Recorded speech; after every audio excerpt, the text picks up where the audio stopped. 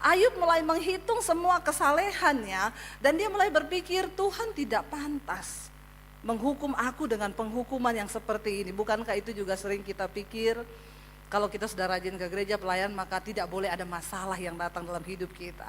Lalu kita mulai menuduh harusnya yang lebih berdosa itu yang kena kutuk. Benar gak saudara? Itu kan kita manusia.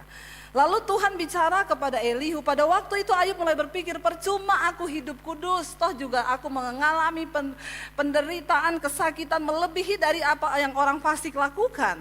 Saudara lihat ya, lalu Tuhan bicara lewat Elihu begini ayat yang ke-6. Dia bilang, jikalau engkau berbuat dosa, apa yang akan kau lakukan terhadap dia? Kalau pelanggaranmu banyak, apa yang kau perbuat terhadap dia? Tuhan itu, Elihu ingatkan Ayub lewat Elihu, Tuhan ingatkan Ayub. Dia bilang ini, seandainya engkau pilih untuk hidup berdosa, maaf, Tuhan tidak dirugikan oleh perbuatan dosamu. Jadi ada orang-orang yang kadang berpikir, ikut Yesus tuh ngapain sih saya menderita, sudah pelayanan, udah gini, tapi tetap juga begini. Sementara orang yang berdosa banyak, kenapa gak ngalami sesuatu? Tuhan bilang kalau engkau memilih untuk hidup berdosa, Tuhan tidak pernah dirugikan, saudara. Amin. Tidak ada dampak apa-apa dari dosamu. Dia tetap Allah, dia tetap kudus, dia tetap mulia. Bukan ketika waktu kita memilih untuk hidup berdosa, nggak pelayanan lagi, nggak usah peduli dengan Tuhan. Loh, dia nggak rugi loh. Tuhan nggak rugi. Sebaliknya ayat ini berkata, coba ayat yang berikutnya berkata begini saudara, ayat yang ke-7. Ya, kita baca sama-sama ayat yang berikutnya berkata, jikalau engkau benar, apakah yang kau berikan kepada dia atau apakah yang diterimanya dari tanganmu? Sebaliknya kalau engkau hidup benar, engkau berbuat baik, maaf, Tuhan tidak diuntungkan dari perbuatan baik saudara. Karena Alkitab berkata, perbuatan baik kita itu seperti kain kesumbah di hadapan Tuhan. Amin.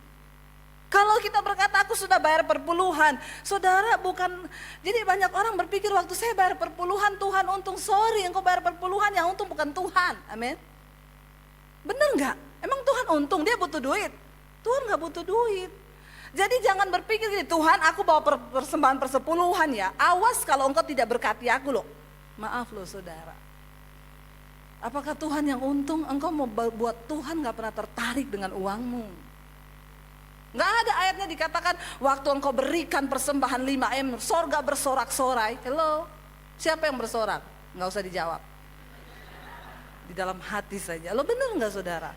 Ya. Lalu apa yang menguntungkan Tuhan? Enggak, Tuhan tidak pernah, dia tetap Allah, dia tetap mulia, mau kita buat baik, Tuhan gak pernah untung. Jadi jangan berpikir, aku bayar perpuluhan supaya usahaku diberkati, rumah tanggaku diberkati. Awas kalau engkau gak berkati aku Tuhan, maaf. Orang itu agamawi, kalau kita hidup sebagai orang yang mengenal Tuhan, Kristen yang membangun hubungan dengan Tuhan, maka kita akan berkata begini, kenapa saya beri perpuluhan? Karena aku sudah diberkati. Amin. Lo sebenarnya kan dari hidup kita ini bukan cuma 10 punya Tuhan, 100%. Bahkan nafas kita tuh punya Tuhan, benar gak? Nah kenapa kita memberi persembahan? Bukan supaya diberkati, karena Tuhan sudah memberkati, benar gak? Jangan main judi sama Tuhan. Amin.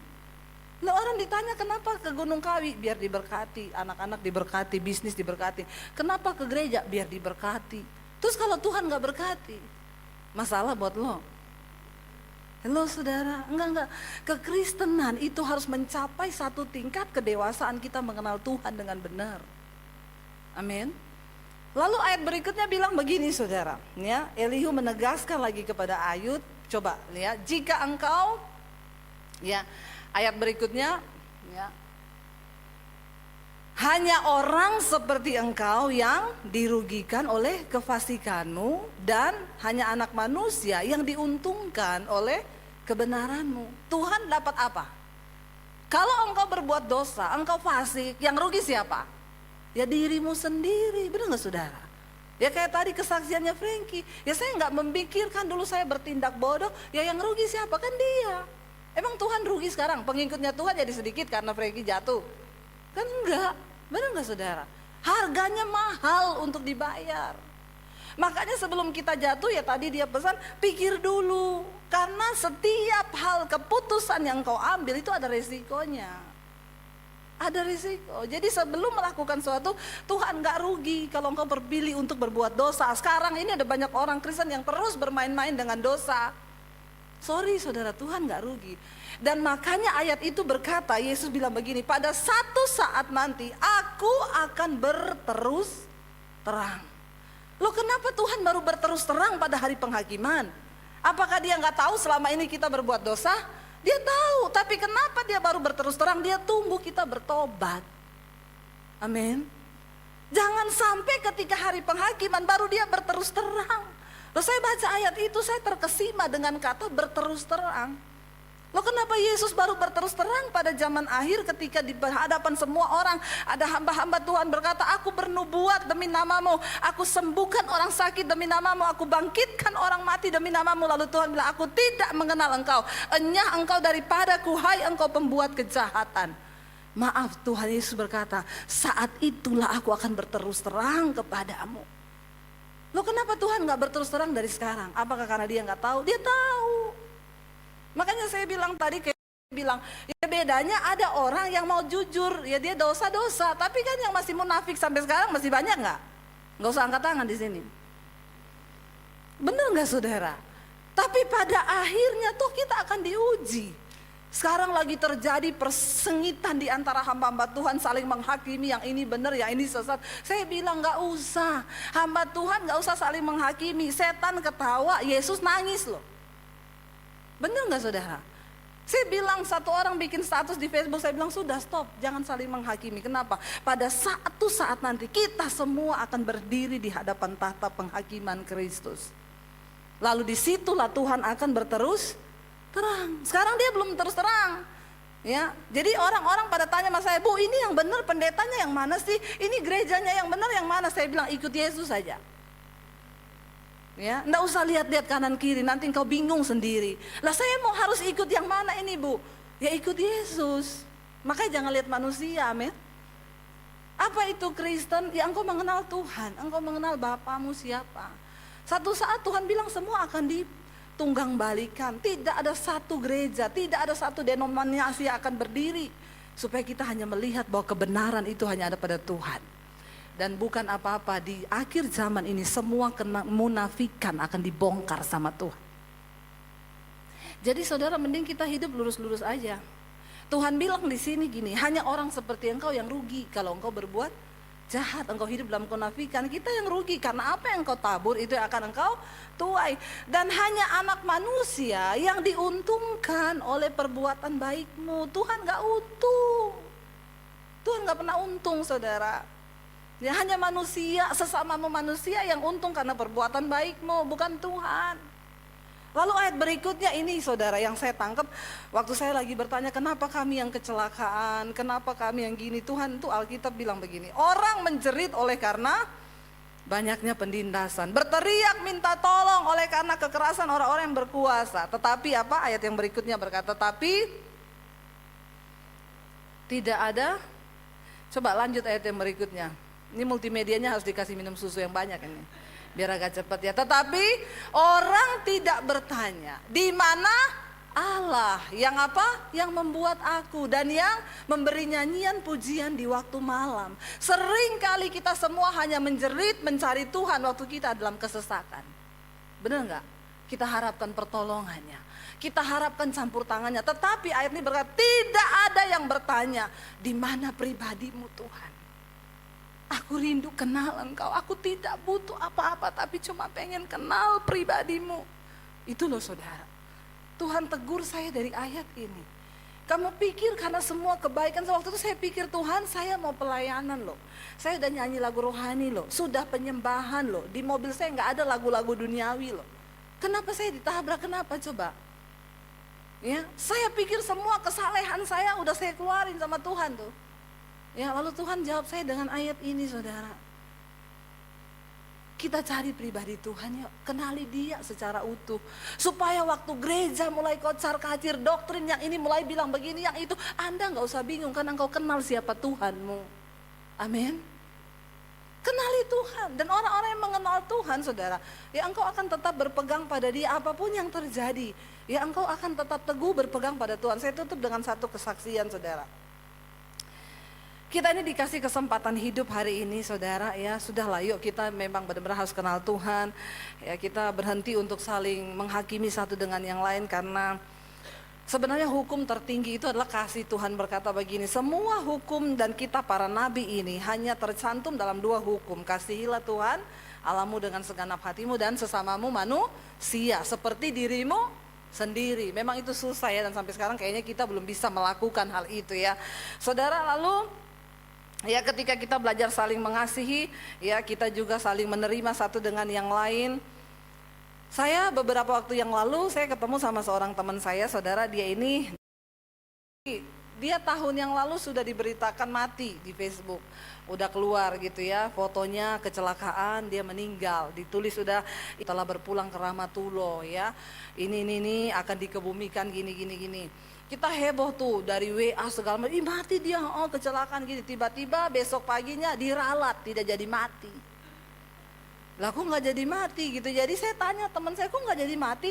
Nggak tahu, kayaknya miss deh kok, apa belum jelas kabarnya, tapi orang sudah memberitakan. Ya udahlah, udah saya nggak pusing ya. Berapa waktu lalu saya ketemu dia di Jakarta, saudara. Waktu saya ketemu gitu, saya tahu tuh Tuhan memang mempertemukan kami. Waktu ketemu saya, kamu dulu kan udah mati, kenapa nggak jadi mati? Saya bilang gitu ya. Lalu dia bilang sama saya gini, Dep bener loh, saya udah mati loh, 48 menit saya mati. Ceritanya gimana? Kamu cerita sama saya yuk. Memang bukan kebetulan nih kita ketemu. Lalu dia bersaksi. Saya bilang, kamu pernah mati 48 menit, pasti kamu mengalami sesuatu. Dia bilang, waktu saya memang mati, nomor satu yang dia bilang sama saya gini, Dep bener ya, orang tuh kalau mati nggak ada lagi ngomong agama, nggak ada agama di situ. Saya bilang, memang lu baru tahu, makanya kan kita nggak pernah bela-bela agama, apalagi sampai berjilid-jilid. Ya, nggak usah bela agama saudara, kan agama tidak akan menyelamatkan orang, termasuk agama Kristen. Amin. Kenapa nggak ada amin? Yang kenceng aminnya. Supaya saudara itu bangun dari tidur, jangan cuma puas jadi Kristen, tapi kenal Tuhan dengan benar. Lalu saya bilang, emang nggak ada? Iya, jadi ceritanya gini deh, waktu saya mati, saya lihat jasad saya tergeletak di jalan raya, itu berdarah-darah.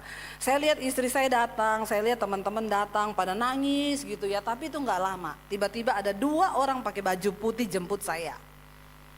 Ya, jadi saudara, dia bilang gini, memang dia udah mati karena istrinya tuh dokter loh. Masa dokter nggak tahu kalau dia mati apa enggak? Istrinya dokter, dia sudah dibawa di rumah sakit, istrinya juga udah periksa dia, ya udah ditetapkan mati. Sudah dikabarin semua keluarga bahwa dia meninggal, sudah bikin tenda di rumah. Sudah diumumin di masjid, innalillahi wa inna ilaihi rojiun, karena dia laki-laki dikatakan almarhum akan dikebumikan ya. Kalau perempuan almarhumah, kalau banci aluminium. Jadi jangan jadi banci ya, karena Anda sebutannya nanti aluminium.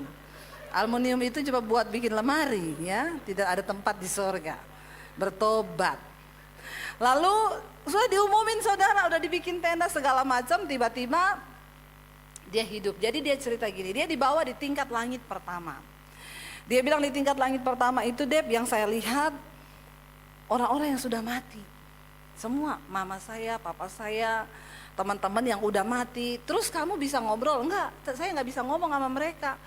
Tapi ada ekspresi, ada yang tersenyum, ada yang menangis, ada yang tersiksa. Mungkin sesuai amal perbuatan mereka di dunia.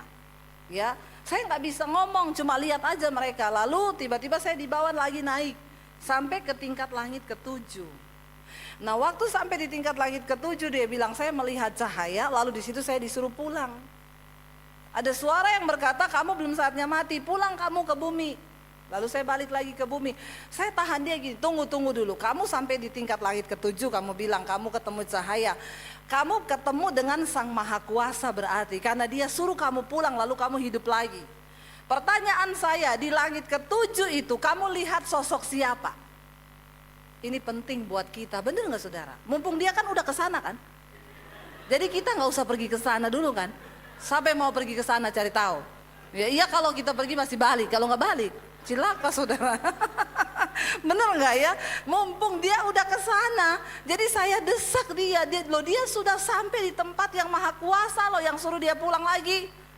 Saya bilang, ada siapa yang kamu lihat? Cerita dong. Sumbokong kah di sana? Lo bener gak saudara? Atau si buta dari goa hantu atau Nyi Roro Kidul kan penting buat kita.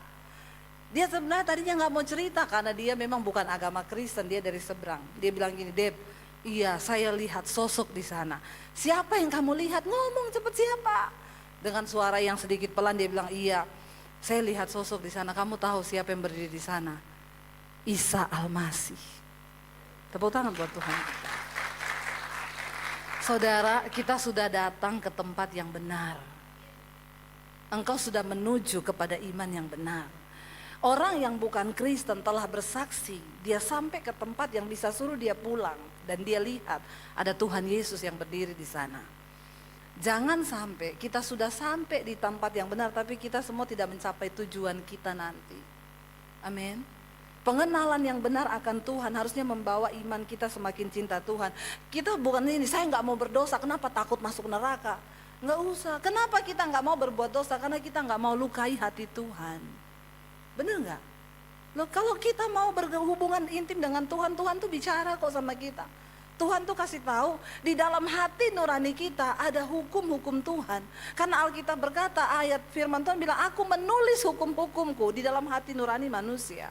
Saudara tahu ada yang di Jambret di Cempaka Putih dulu, perempuan yang lagi naik motor, tasnya ditarik, itu nggak ketangkap polisi pelakunya, karena polisi bilang cuman ketangkap dari CCTV, jaketnya warna merah, tapi plat nomornya nggak ketangkap karena jauh sekali.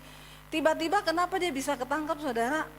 3 hari waktu dia lihat berita itu perempuan mati, 3 hari dia nggak pulang ke rumah, dia dikejar sama hati nuraninya. Dia tertuduh merasa berdosa. Loh, siapa yang bicara di hati nurani kita? Itu Tuhan, karena dia menaruh hukumnya di dalam hati nurani kita. Mau engkau ke gereja, mau engkau ke masjid, mau engkau kemanapun, Tuhan itu sudah taruh hukumnya. Ada di dalam hati setiap manusia. Jadi waktu kita mau buat dosa itu sebenarnya Tuhan udah bicara. Kenapa engkau ke gereja? Supaya engkau diingetin lagi, amin. Tapi sebenarnya sudah ada suara Tuhan itu dalam hati kita. Nah, kenapa dia sampai ditangkap polisi? Dia puter-puter nggak mau pulang, merasa berdosa, dikejar hati nuraninya. Akhirnya dia pergi sama omnya di Tangerang. Dia ngomong, Om, ini bukan orang Kristen loh, bukan. Bukan orang yang sekolah Alkitab, bukan. Dia orang yang tidak mengenal Yesus. Dia merasa berdosa, dia pergi ke rumah omnya sambil nangis. Om, aku berdosa. Kenapa? Om lihat berita di TV yang ada perempuan mati di Jambret, tasnya itu aku pelakunya. Om, antar aku ke kantor polisi. Saya yakin orang kayak begini ini masuk surga saudara. Amin. Kenapa? Saudara ingat gak Yesus berkata orang Farisi berdoa sama pemungut cukai. Mereka sama-sama berdiri di pelataran Tuhan. Yang satu doanya begini, aku bersyukur kepada Tuhan, aku hidupku gak kayak pemungut cukai itu loh. Aku bayar perpuluhan, aku kasih persembahan, aku berdoa setiap hari, aku berpuasa. Sementara orang cukai ini datang ini, Tuhan, aku untuk menginjak pelataranmu saja aku tidak layak. Tuhan bilang, doanya siapa yang didengar? Doanya siapa? Orang yang merasa dia nggak layak, ya. Agama membuat kita jadi sombong rohani. Tetapi pengenalan yang benar akan Tuhan membuat kita ini gak ada apa-apanya di hadapan Tuhan. Nah, karena kita merasa Tuhan itu segala-galanya, kenapa kita gak mau bersinah, kenapa kita gak mau nyolong, kenapa kita gak mau berdosa? Karena kita gak mau nyakiti hati Tuhan. Amin.